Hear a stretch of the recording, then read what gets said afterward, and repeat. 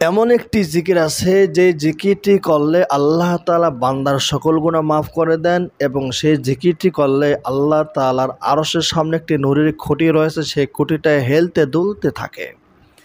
আল্লাহ তাআলা সেই খুঁটিকে বলেন, তুমি থেমে যাও, উসকুন, তুমি থেমে যাও। তখন সেই খুঁটি বলে, ওয়াকাইফা আসকুন, আমি কিভাবে থামতে পারি। ওয়ালাম ইউগফার লিকাইলিহা, অথচ এই জিকিরকারীকে এখনো ক্ষমা করা হয় নাই, মাফ করা হয় নাই। ফায়াকুলুল্লাহু তাবারাকা ওয়া তাআলা ইন্নী গফারতু লাহু, আল্লাহ তাআলা তখন বলেন, যাও, আমি জিকিরকারীকে মাফ করে দিলাম। সুবহানাল্লাহ। বন্ধুগণ, আজকে আমরা জানবো সেই জিকির সম্পর্কে যে জিকির করলে আল্লাহ তাআলা গুনাহ মাফ করে দেন এবং আল্লাহ তাআলার আরশের সামনে নূরের খুঁটিটা দুলতে থাকে সে সম্পর্কে। আমি আপনাদের সামনে দুটো হাদিস পেশ করব, যে দুটি হাদিসের আলোকে আজকের আমি আলোচনা করব। ইনশাআল্লাহ আপনারা সেই জিকির সম্পর্কে একটা ধারণা জানতে পারবেন, একটি ধারণা পাবেন। রাসূলুল্লাহ সাল্লাল্লাহু আলাইহি ওয়াসাল্লাম বলছেন, মান ক্বালা লা ইলাহা ইল্লাল্লাহ দাখালাল জান্নাহ, যে ব্যক্তি লা ইলাহা ইল্লাল্লাহ পড়বে আল্লাহ তাআলা তাকে জান্নাতি বানায় দিবেন। বিশ্ব নবী সাল্লাল্লাহু আলাইহি ওয়াসাল্লাম বলেন, যার শেষ কালিমা লা ইলাহা ইল্লাল্লাহ হবে, মান কানা আখিরু কালামিহি ইনদাল মাউতি লা ইলাহা ইল্লাল্লাহ দাখালাল জান্নাহ। আল্লাহর নবী সাল্লাল্লাহু আলাইহি ওয়াসাল্লাম বলেছেন, যে ব্যক্তি মৃত্যুর সময় লা ইলাহা ইল্লাল্লাহ বলবে আল্লাহ তাআলা তাকে জান্নাতি বানিয়ে দিবেন। পৃথিবীর বুকে কত ভালো মানুষ আছে, সারা জীবন নামাজ পড়ে, রোজা রাখে, আল্লাহর হুকুম মেনে চলে এবং মৃত্যুর সময়ও নেক আমল অবস্থায় মারা যায়, আল্লাহ আল্লাহ করতে করতে মারা যায়। কেউ আছে কোরআন তেলাওয়াত করতে করতে মারা যায়, জিকির আজকার করতে করতে মারা যায়, নামাজ আদায় করতে করতে মারা যায়। আমরা দোয়া করি আল্লাহ রব্বুল আলামিন যেন আমাদেরকেও নেক আমল অবস্থায় মৃত্যু দান করেন। আবার কোনো বান্দা আছে সারা জীবন নেক আমল করে কিন্তু মৃত্যুর সময় ঈমান নিয়ে মরতে পারে না। আবার অনেক পাপী তাপী আছে মৃত্যুর সময় ঈমান নিয়ে মৃত্যুবরণ করতে পারে। লা ইলাহা ইল্লাল্লাহ, এই কালিমা পড়তে পড়তে অনেকে দুনিয়া থেকে বিদায় নিতে পারে। পৃথিবীতে যারা আল্লাহ পাকের জিকির আজকার বেশি বেশি করবে, এই লোকেরা যখন জান্নাতের মেহমান হয়ে যাবে তখন তারা দুনিয়ার কথা চিন্তা করে আফসোস করবে।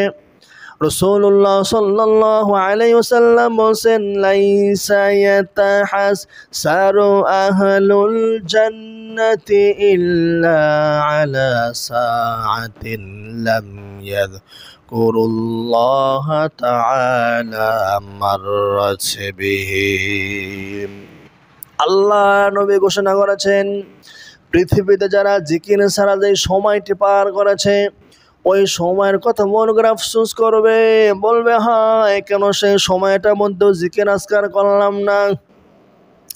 সুবহানাল্লাহ, আলহামদুলিল্লাহ, আল্লাহু আকবার, কোরআন তিলাওয়াত করা এগুলো জিকির, নামাজ আদায় করা এগুলো জিকির, ইসলামে বয়ান শোনা, ভালো জিনিস দেখা এগুলো ভালো কাজের অন্তর্ভুক্ত। এই জন্য ভাইরা আমার, বন্ধুরা আমার, সময়কে কাজে লাগাবেন। যখন সমতল ভূমিতে হাঁটবেন তখন পড়বেন লা ইলাহা ইল্লাল্লাহ, লা ইলাহা ইল্লাল্লাহ, সুবহানাল্লাহ, আলহামদুলিল্লাহ, লা ইলাহা ইল্লাল্লাহ, লা ইলাহা ইল্লাল্লাহু মুহাম্মাদুর রাসূলুল্লাহ। সমতল ভূমিতে হাঁটার সময় লা ইলাহা ইল্লাল্লাহর জিকির করবেন, আর উপরের দিকে ওঠার সময় আল্লাহু আকবার বলবেন।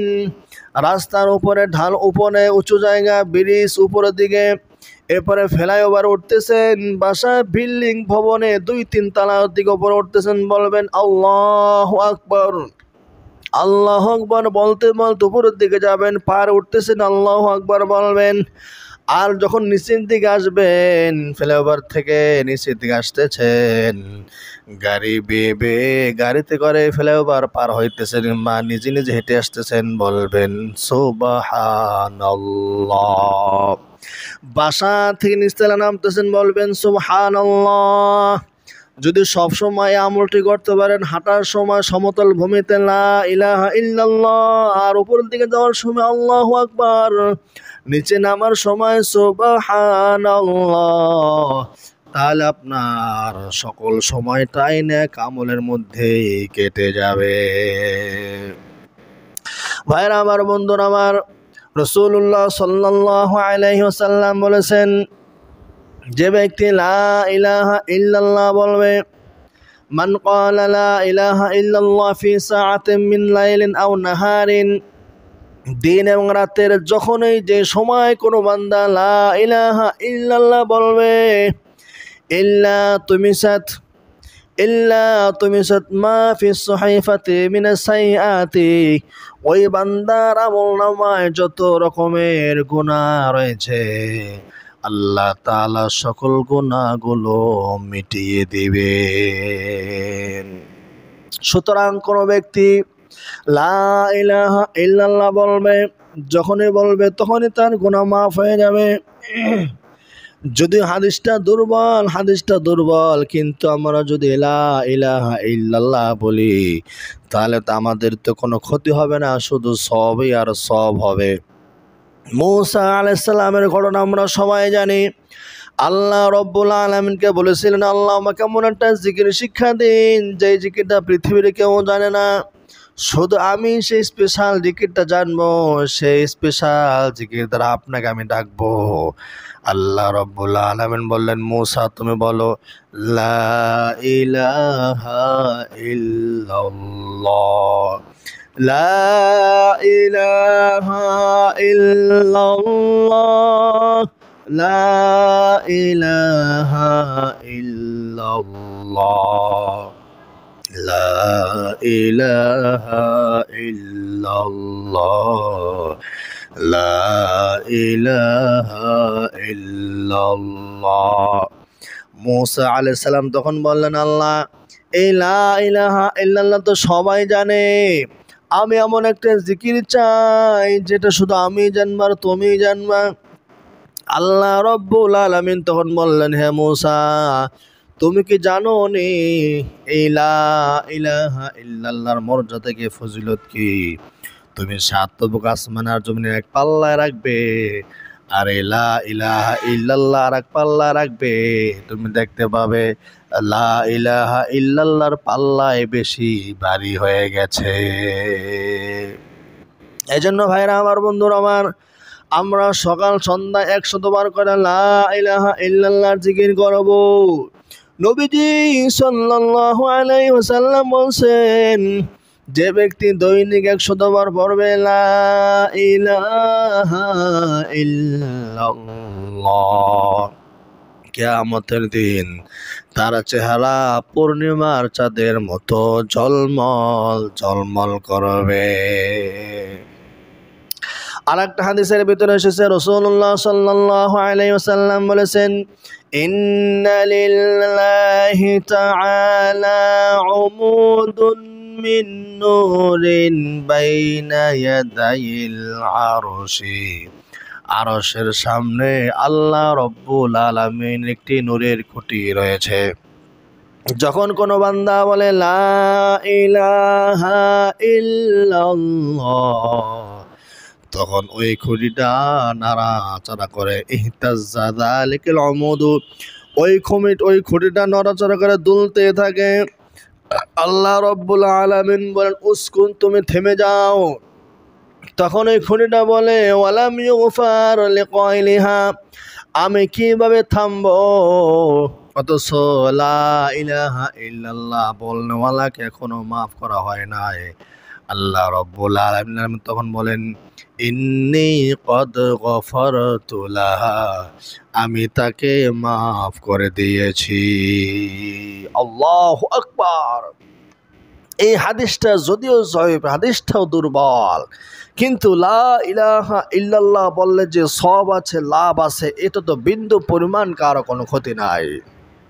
একটা কাট্টা কাফের, একেবারে মারাত্মক পর্যায়ের কাফের, তারা গোটা জিন্দেগি ইসলামের বিরোধিতার মধ্যে কাটিয়ে দিয়েছে, কোরআনের বিরোধিতায় কাটিয়ে দিয়েছে, আল্লাহর সাথে শিরক করেছে, দিনের পর দিন, বছরের পর বছর, মাসের পর মাস, যুগের পর যুগ।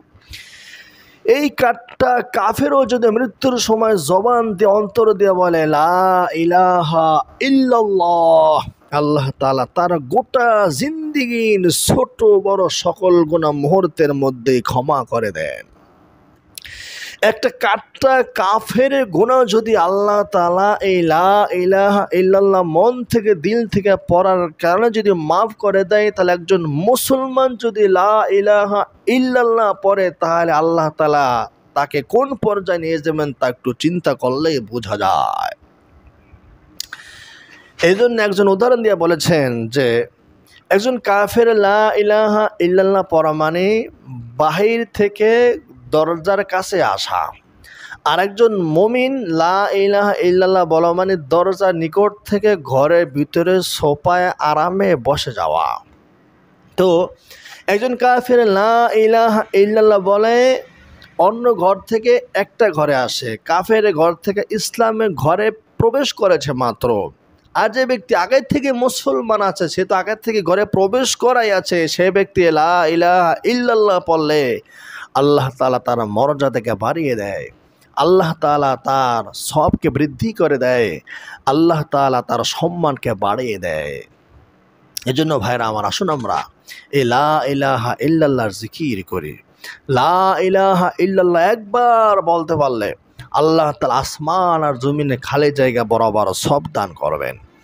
আসমান আর জমিনে খালি জায়গা কত বেশি, আমরা যে আসমান দেখি ভাই, মনে করি আসমান খুব কাছে, না, আসমান অনেক অনেক দূরে। সূর্যের আলো সেকেন্ডে 3 লক্ষ কিলোমিটার যায়, তারকার আলো সেকেন্ডে 3 লক্ষ কিলোমিটার যায়। এই আলো পৃথিবীতে আসতে 8 মিনিট থেকে একটু বেশি সময় লাগে। এই সূর্যের আলো, আকাশে অনেক গ্যালাক্সি রয়েছে, এক একটা গ্যালাক্সি পার হইতে 2 লক্ষ বছর সময় লাগে। তাহলে চিন্তা করুন, আকাশে কত লক্ষ লক্ষ কোটি কোটি গ্যালাক্সি রয়েছে। আকাশের মধ্যে 2 লক্ষের উপরে গ্যালাক্সি রয়েছে। বিজ্ঞানীরা বলেছে এই 2 লক্ষ গ্যালাক্সি হলো পৃথিবীর একটি ক্ষুদ্র অংশ মাত্র, সৌরজগতের একটি অংশ মাত্র হলো গ্যালাক্সি, 2 লক্ষ গ্যালাক্সি। আরও কত পরিমাণ যে জায়গা রয়েছে। তো বলতেছিলাম, সূর্যের আলো এক একটা গ্যালাক্সি পার হইতে 2 লক্ষ বছর সময় লাগে। তাহলে এবার চিন্তা করুন, আকাশে কত হাজার হাজার কোটি গ্যালাক্সি রয়েছে।